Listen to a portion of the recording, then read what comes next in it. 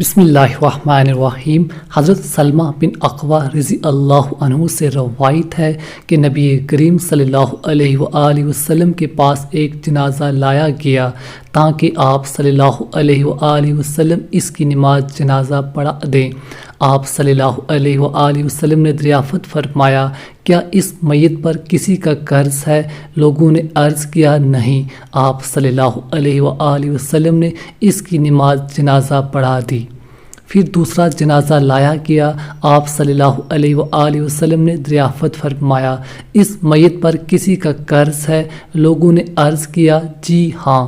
آپ صلی اللہ علیہ وآلہ وسلم نے صحابہ سے ارشاد فرمایا، تم لوگ اپنے ساتھی کی نماز جنازہ پڑھ لو۔